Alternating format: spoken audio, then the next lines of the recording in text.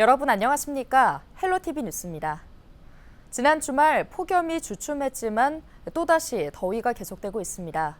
경기도는 지역별 온도차를 감안해 지역에 맞는 맞춤형 지원을 하겠다는 계획입니다. 김소연 기자입니다.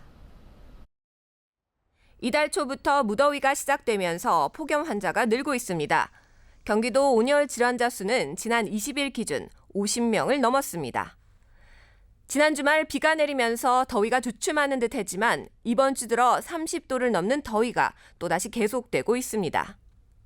공사장에서 60대 근로자가 작업 후 근육 경련과 과호흡 등이 발생하면서 병원으로 옮겨졌고, 양주의 한 체육센터에서 농구하던 10대가 탈진과 어지러움증 등의 증세를 보이기도 했습니다.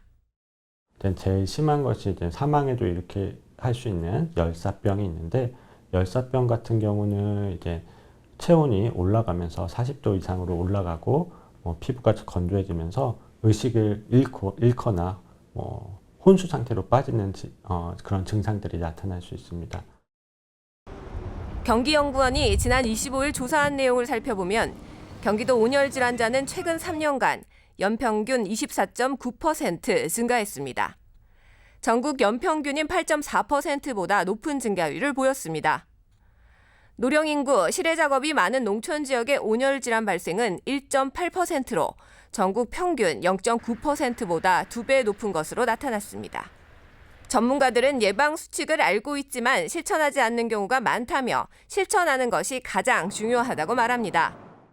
일정 시간마다, 예를 들어 30분이나 1시간마다는 조금 시원한 곳에서 좀 쉬었다가 다시 밖에 나가는 것이 좋겠고, 또 헬멧을 쓰고 일을 하시는 분이라면 조금 30분이나 1시간마다 좀 헬멧을 벗고 시원한 곳에서 충분한 수분 섭취를 하면서 잠깐 쉬었다가 다시 헬멧을 써주는 것이 좋겠습니다. 경기도는 조사 결과를 바탕으로 분야별 지원 대책을 마련하고 시군 사업 계획을 받아 재난관리기금 21억 원을 지역 상황에 맞게 지원하겠다는 계획입니다. 헬로티비 뉴스 김소영입니다. 양주시가 온열 질환자 예방을 위해 야외 무더위 쉼터 5곳에 생수 나눔 냉장고를 설치했습니다. 무더위 쉼터를 찾는 시민들에게 1인당 생수 1병을 무료로 제공하는 건데요. 생수 나눔 냉장고가 설치된 무더위 쉼터는 덕계 근린공원과 옥정 호수공원, 하늘 물공원 등으로 오는 9월 15일까지 운영될 예정입니다. 양주시는 또 올해 폭염 저감을 위한 그늘막을 20여 곳 추가 설치할 계획이라고 밝혔습니다. 연천군이 3번 국도 일부 구간에 세종대왕로라는 명예도로명을 부여했습니다. 연천군의 첫 명예도로인데요. 과거 세종대왕은 현 3번 국도 지역에서 사냥을 겸한 군사훈련을 진행했습니다. 군은 이를 기념하기 위해 세종대왕로라는 명예도로명을 부여했습니다. 박지혜 국회의원이 탄소중립 산업 육성을 내용으로 하는 탄소중립 산업법을 대표 발의했습니다. 박 의원의 22대 국회 제1호 법안인데요. 탄소중립 산업법은 한국형 IRA법으로 탄소중립 산업과 탄소중립 산업 기술의 경쟁력 확보를 위한 효율적인 지원 체계 마련을 골자로 합니다. 해당 제정안은 지난 21일 더불어민주당의 당론으로 채택됐으며 당내 의원 55명이 공동 발의에 참여했는데요. 박 의원은 오는 7월 탄소중립 산업 육성의 필요성과 과제를 주제로 정책 토론회도 개최할 예정입니다. 양주시가 다음 달 2일 경기 섬유종합지원센터에서 섬유원단 해외 바이어 초청 수출 상담회를 개최합니다. 이번 행사는 코로나19 이후 처음 열리는 대면 수출 상담회로 상담회에 앞서 참가 기업별로 맞춤 제품 분석 등을 통해 유망한 중국 현지 바이어들이 사전 매칭됐습니다. 해외 바이어로는 중국 중부 최대 내수 시장인 정저우 허난성 복장산업협회 소속 바이어가 초청됐습니다. 도는 이날 오후 1시 30분부터는 제조기획의 디지털 전환, 섬유 패션 공급망 혁신을 주제로 컨퍼런스도 진행될 예정입니다.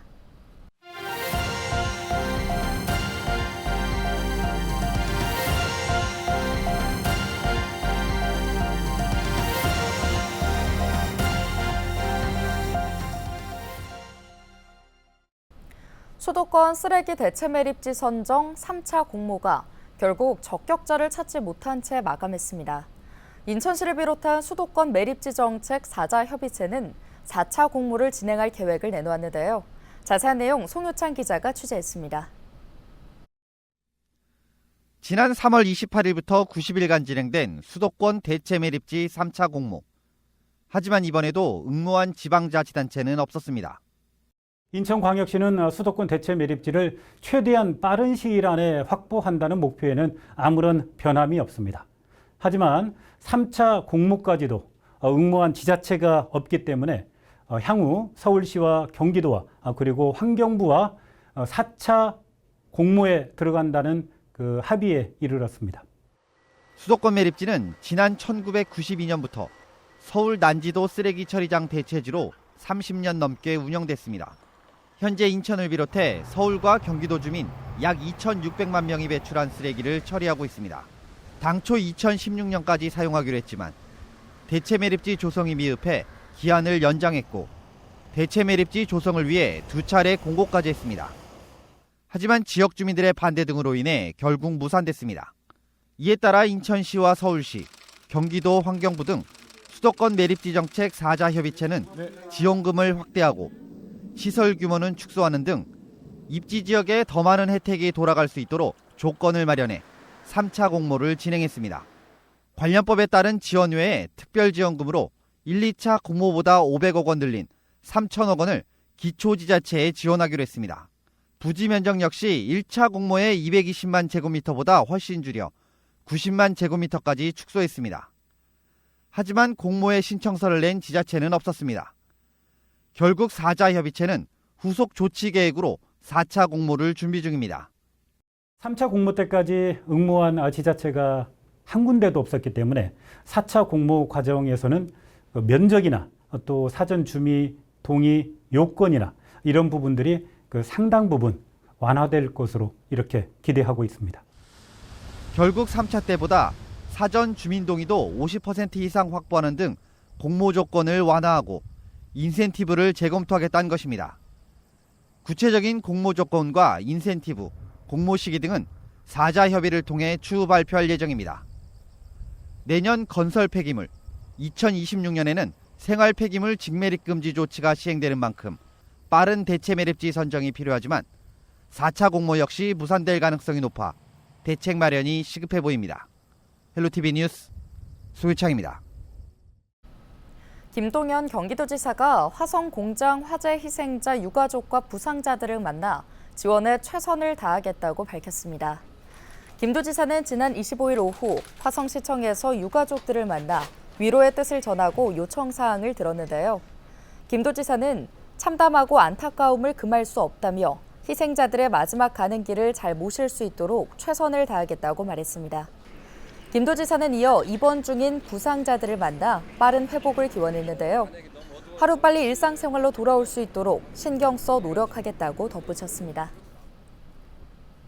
미국에서 신종마약 리세르그산 디에틸 아미드를 국내로 밀수입하려던 40대 미국인이 세관에 적발돼 검찰로 넘겨졌습니다.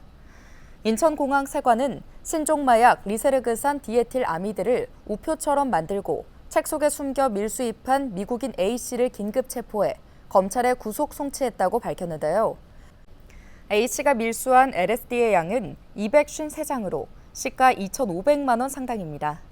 LSD는 1회에 약 100에서 250 마이크로그램가량의 극소량만 복용해도 강력한 환각작용을 유발하는 신종 마약입니다. A씨는 세관 검사를 피하기 위해 작은 우표 모양의 종이에 흡착된 LSD를 비닐에 밀봉한 후 책 속에 끼워 은닉하는 수법을 사용해 밀수한 것으로 드러났습니다. 북한이 날려보낸 오물풍선으로 인천공항의 항공기 운행이 한때 차질을 빚었습니다. 인천공항에 따르면 26일 새벽 1시 46분부터 새벽 4시 44분까지 인천공항 국내외 항공편의 이착륙이 중단되거나 지연됐는데요.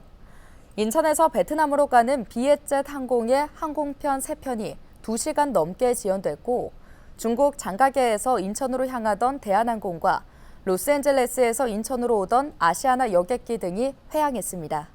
현재 항공기 운항은 정상적으로 이뤄지고 있습니다.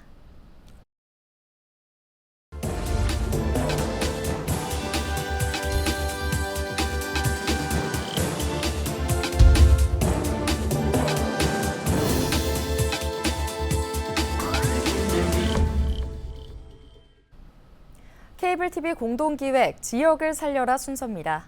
전국 시군구의 10곳 중 약 4곳이 의료 취약 지역으로 분류됐는데 대부분 수도권이 아닌 지방인데요.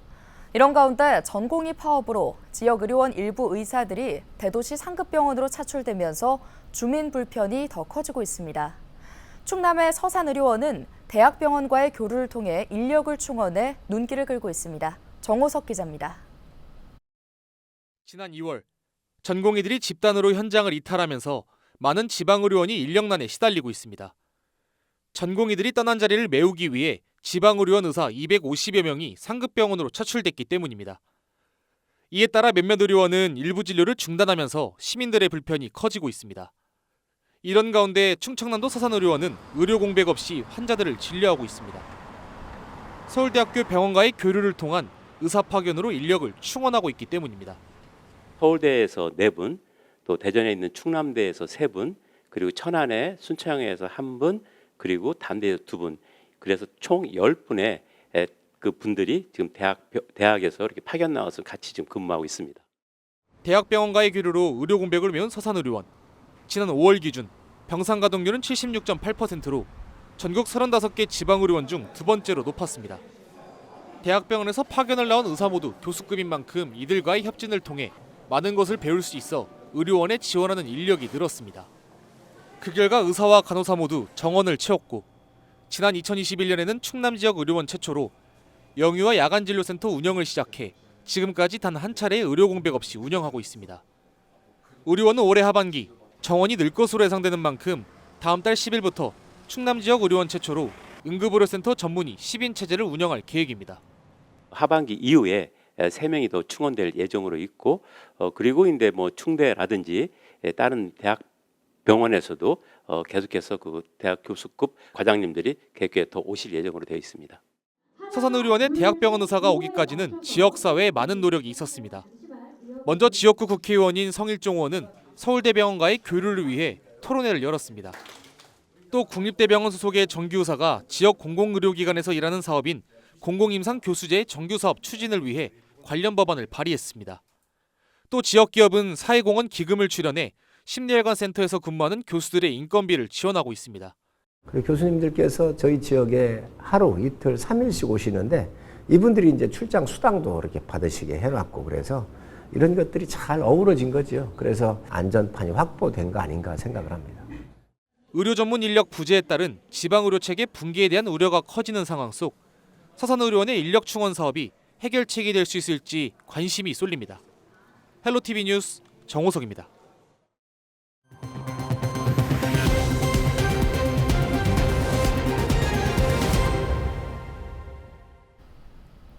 수도권에서 서울로 오가는 광역버스 10개 노선이 새롭게 조성됩니다.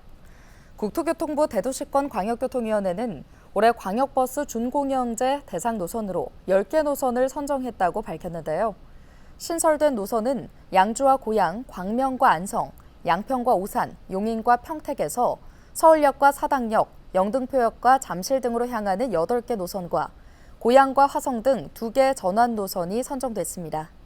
선정된 10개 노선은 앞으로 운송사업자 모집 공고와 평가 등을 거쳐 올해 하반기부터 운행을 시작할 예정입니다. 경기도가 파주시에 이어 김포시에도 말라리아 경보를 발령했습니다. 이번 경보는 김포 지역에서 군집 사례가 발생된 데 따른 조치인데요. 군집 사례는 말라리아 위험 지역 내에서 2명 이상의 환자가 14일 이내 거주지 거리 1km 이내에서 발생한 경우를 뜻합니다. 도는 군집 사례 환자의 추정 감염 지역과 거주지 점검, 위험 요인 등 심층 역학 조사를 실시할 예정인데요. 지난 24일 기준 올해 신고된 국내 말라리아 환자 수는 183명으로 이 중 경기 지역 환자 수는 전체의 약 60%에 해당하는 109명입니다. 뉴스 마칩니다. 고맙습니다.